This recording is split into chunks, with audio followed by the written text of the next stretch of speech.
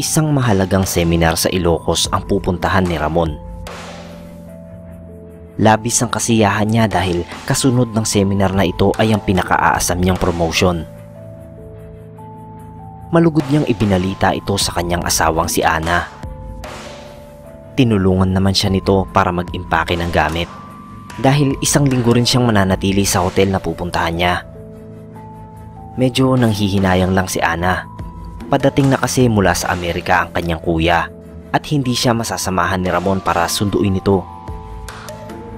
Iyon pa naman sana ang unang beses na makikita ng kuya niya ang kanyang napangasawa. Agad naman siyang niyakap ni Ramon. At nangako ito na pagbalik niya ay magbabanding silang magbayaw. Kinabukasan, hindi agad nakaalis si Ramon dahil tinapos niya muna ang ilang paperworks na maiiwan niya sa trabaho. Bandang hapon na siya natapos, siguradong aabutan na siya ng gabi sa daan, lalo pat aabutin ng ilang oras ang mahabang biyahe. Ayos lang naman ito dahil pagdating niya sa hotel ay mayroon pa siyang isang buong araw para mag-relax bago mag-umpisa ang seminar. Paglagpas niya ng toll gate, napakunot agad ang kanyang noo. Sobrang init ng panahon. Tumatagaktak ang pawis niya kahit nakasindi na ang aircon.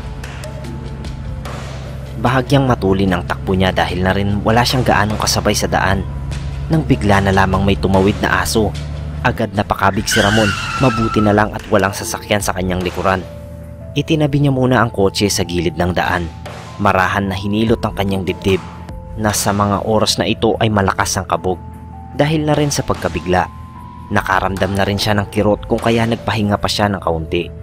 Minasahe niya ang kanyang noo at bahagyang ipinikit ang mga mata. Ilang minuto pa ay bumuti na ang pakiramdam ni Ramon, kung kaya ipinagpatuloy na niya ang biyahe. Tinignan ni Ramon ang relo sa kanyang kaliwang kamay. 4:00 na ng hapon. Bahagya nang nawala ang labis na init ng panahon. Makalipas ang ilang minuto, napansin niya ang isang lalaki. Nakatayo ito sa gilid ng kalsada at kumakaway sa kanya. Nakasuot ng asul na t-shirt at maong na pantalon. Meron din itong backpack na kulay puti. Maaaring gusto nitong makisabay, ngunit bago pa man nakapag-isip si Ramon kung isasabay niya ba ito o hindi, ay nalagpasan na niya ang lalaki. Pinabayaan na lang niya at nagpatuloy lang sa pagmamaneho. Medyo nakakainip ang biyahe. Bahagyang nililibang ni Ramon ang kanyang sarili at sinusulyapan ang malawak na tanimang nadadaanan. Nagulat na lamang siya nang makita niyang muli ang lalaking nilagpasan niya kanina. At kagaya dati, kumakaway ito sa kanya at para bang may sinasabi. Sa puntong ito, kinabahan na si Ramon. Hindi niya alam kung ano ang balak nito. Sa isip niya, maaaring hold-upper ito, kung kaya lalo pang binilisan ni Ramon ang pagpapatakbo ng sasakyan. Ilang oras ang nagdaan, hindi na niya muli pang nakita ang lalaki. Labis siyang nagtataka kung paanong naunahan pa siya nito. Hihinto si Ramon sa isang gasolinahan para magpagas. Ngunit imbis na huminto ay mabilis niyang nilagpasan ang gas station. Ito ay dahil nakita niyang muli ang lalaki na nakatayo at kumakaway sa kanya. Labis nang kinakabahan si Ramon. Nag-aalala na siya para sa kanyang kaligtasan. Tinignan ni Ramon ang relo sa kanyang kaliwang kamay. 4:00 na ng hapon. Bahagya nang nawala ang labis na init ng panahon. Walang ibang sasakyan sa daan. Nakakaramdam na siya ng pagod. Subalit, hindi pa rin maalis sa kanyang isipan ang tungkol sa misteryosong lalaki. Para bang alam niya sa kanyang sarili na muli itong magpapakita sa kanya. At hindi nga siya nagkamali dahil muli niya itong nakita na nasa gilid ng kalsada. Ilang beses itong naulit at walang maisip na dahilan si Ramon kung paano itong nangyayari. Lumiko si Ramon sa isang gas station para magpagas. Ngunit agad siyang kumabig papunta sa exit. Ito ay dahil nakita niyang muli ang lalaki katabi ng pumping station. Ano bang problema niya? Bakit niya ako sinusundan? Pinaghalong galit at kaba ang nararamdaman ni Ramon habang binabagtas niya ang mahabang daan. Kagaya ng inaasahan, inabot na siya ng gabi. Napakadilim na ng daan. Maya-maya ay bumuhos pa ang ulan, kaya medyo nahirapan si Ramon sa kanyang pagmamaneho. Pero hindi nito napigilan ang misteryong bumabalot sa biyaheng ito. Muli niyang nakita ang lalaki sa gilid ng daan. Basang-basa ito at kumakaway pa rin kay Ramon. Tinignan ni Ramon ang relo sa kanyang kaliwang kamay. 4:00 na ng hapon. Bahagya nang nawala ang labis na init ng panahon. Maya't maya pa rin nagpapakita ang lalaki sa gilid ng daan. Minsan ay kung ano-ano na ang pumapasok sa utak ni Ramon. Umabot na sa puntong pinalak niyang sagasaan na ang lalaki upang tumigil na ito sa pagsunod. Mag-aalas 6 na ng hapon. Palubog na ang araw. Ilang oras pang magmamaneho si Ramon. Nakakaramdam na siya ng pagod. Para bang napakatagal ng biyaheng ito. Isama mo pa ang pananakot ng misteryosong lalaki. Inabot na ng gabi sa pagmamaneho si Ramon at makailang ulit nang nagpakita sa kanya ang lalaki sa gilid ng daan. Tinignan ni Ramon ang relo sa kanyang kaliwang kamay. 4:00 na ng hapon. Bahagya nang nawala ang labis na init ng panahon.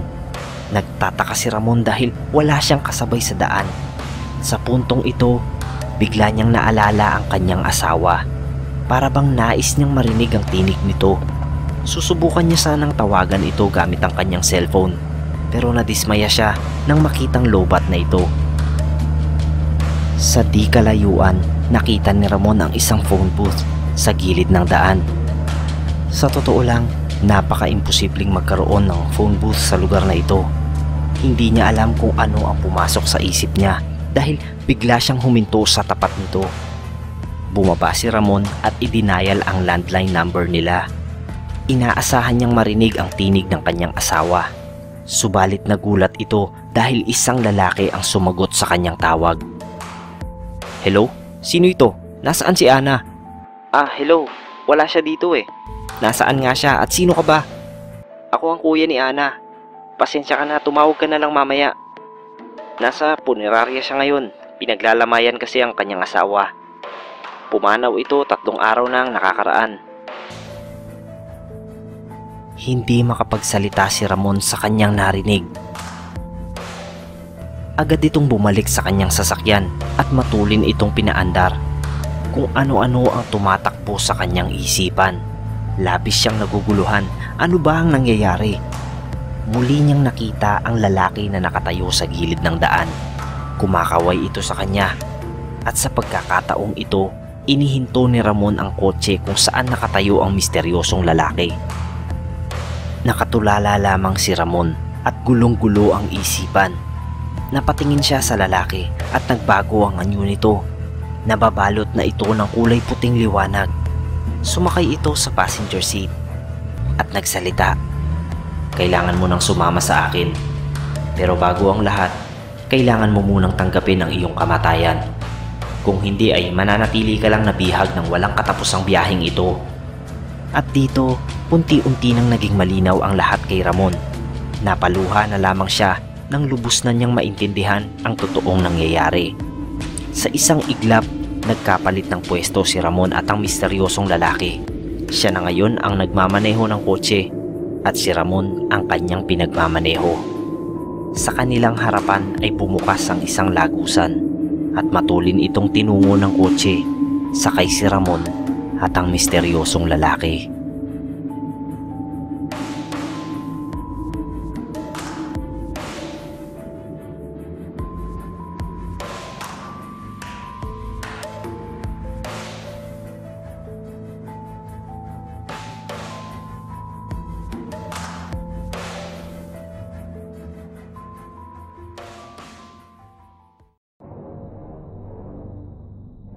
Magandang gabi po sa lahat. Maraming salamat po sa pakikinig sa kwento natin para sa araw na ito. Iniimbitahan ko po kayo na mag-subscribe sa side channel natin na Shadow Weavers. Dito magtatampok tayo ng mga kwento mula sa iba't ibang manunulat. Sana po ay makapag-subscribe kayo para magtuloy-tuloy ang progreso ng channel na yon, para makasabay dito sa Pinoy Creepypasta. Nakalagay ang link sa comment section ng video na ito. Click nyo lang po at mag-subscribe po kayo. I-like nyo rin po sana ang Facebook page natin. Maglalagay tayo dito ng mga exclusive videos na hindi makikita dito sa YouTube channel. Muli, nasa comment section po ang link para dito. Sa mga hindi pa nakakapag-subscribe sa Pinoy Creepypasta, mag-subscribe na po kayo at i-click ang notification bell Huwag nyo rin po sana kalimutang i-like ang video na ito kung nagustuhan ninyo. Ako po si Neb Quero at magandang gabi po sa lahat.